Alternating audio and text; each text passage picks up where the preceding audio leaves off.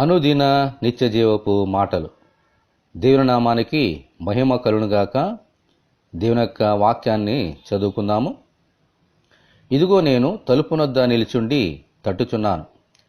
ఎవడైనను నా స్వరము విని తలుపు తీసిన ఎడల నేను అతని యొద్దకు వచ్చి అతనితో నేనును నాతో కూడా అతడును భోజనము చేయుదాం.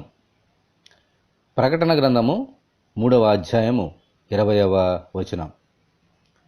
మన శరీరము దేవుడు మనకు అనుగ్రహించిన దేవుని ఆలయం. మన శరీరములు దేవుని మందిరములుగా మలచబడాలి అని అంటే మన ప్రభు అయిన యేసుక్రీస్తును మన హృదయంలో చేర్చుకోవాలి.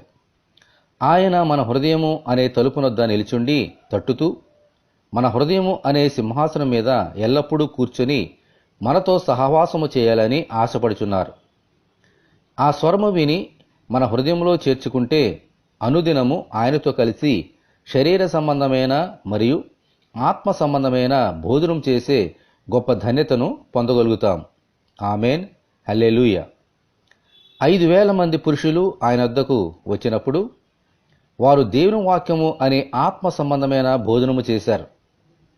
తిరిగి వెళ్తున్నప్పుడు చేపలు, రొట్టెలు అనే శరీర సంబంధమైన భోజనము కూడా చేశారు.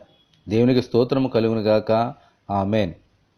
ప్రభువా, మిమ్ములను మా హృదయంలో చేర్చుకొని అనుదినము మీతో కలిసి భోజనము చేయనట్లు దయచేయమని ప్రభు అయిన యేసుక్రీస్తు ద్వారా మనమందరము దేవుని ప్రార్థన చేసుకుందాము. ప్రభువా, మీకు వందనాలు తండ్రి. ఇదిగోనైనా మా శరీరాలు మీ ఆలయములు, మా హృదయము మీకు సింహాసనము.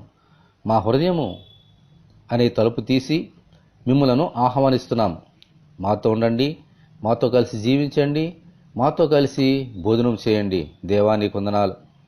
మా అనుదినహారం నేడు మాకు దయచేయమని నేర్పించిన ప్రభువా, అనుదినము మాకు అనుదినహారం ఇచ్చుచు మాతో కలిసి భోజనం చేస్తున్నందుకు దేవా, నీకు వందనాలు.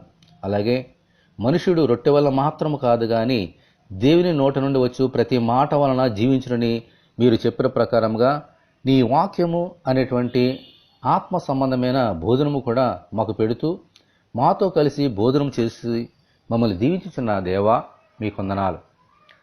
అనుదినము ప్రభువా, ఇటువంటి ధన్యతలో మేము నడుచుకున్నట్లుగాను నీ యొక్క ఆత్మ సంబంధమైన భోజనం చేస్తూ శరీర సంబంధమైన భోజనం చేస్తూ ఈ లోకంలో నీకు సాక్షులుగా జీవించినట్లుగా మమ్మల్ని దీవించండి.